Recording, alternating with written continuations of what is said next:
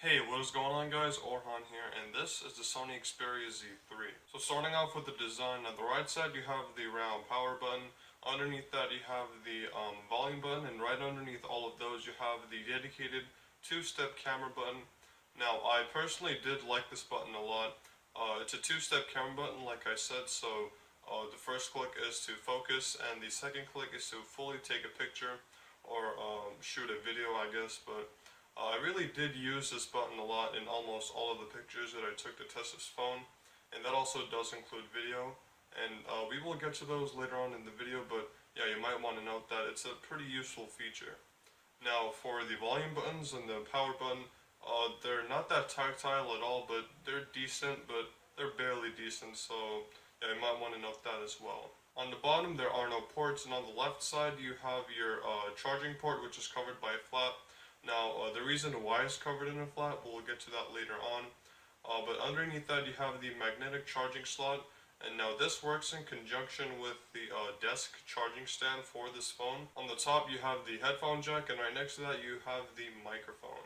On the back you have that 20.7 megapixel camera, which we will get to later on.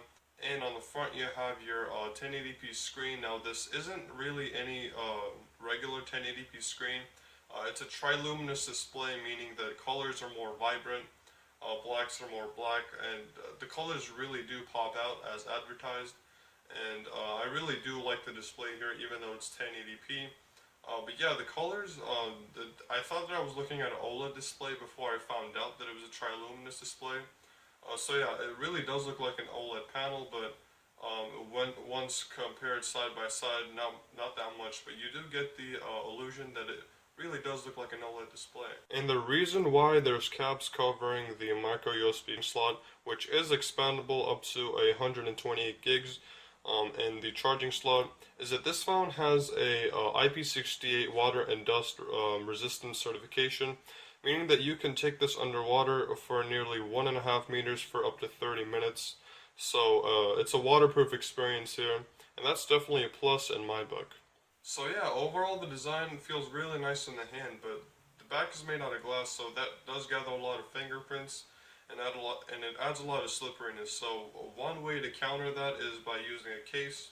But since this phone is kind of fairly big in the hand, a case might make it a lot bigger, which might make it more uncomfortable. What I did was I got a red carbon fiber screen from D-Brand, and that's the one that I'm using on this phone right now.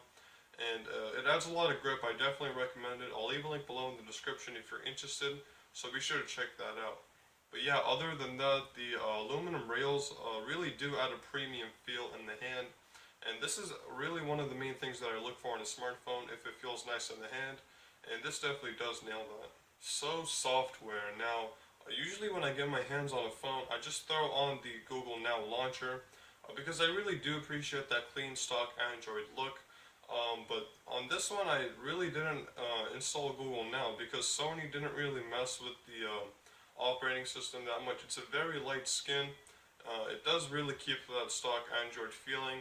So yeah, it's a fairly clean experience here, and I really liked it, and I really liked it to the point where I didn't have to install a Google Now launcher, which is pretty rare. So that just says something within itself, that the software experience is pretty clean here. And in terms of performance, we have a Snapdragon 801 processor clocked at 2.5 gigahertz, along with an Adreno 330 GPU. And overall, it's a fairly strong phone in terms of performance. I really didn't have any issues at all. Just a fairly overall quick and fast phone. Now the camera is really great. It's a 20.7 megapixel camera, like I mentioned before in the beginning of the video. The pictures are really vibrant. I'll put up some pictures right now. So yeah, as you can see, they're pretty clear, pretty vibrant. I really do like the colors and how they pop out. But I do have to say something about the camera. It's not the best camera that I've ever seen.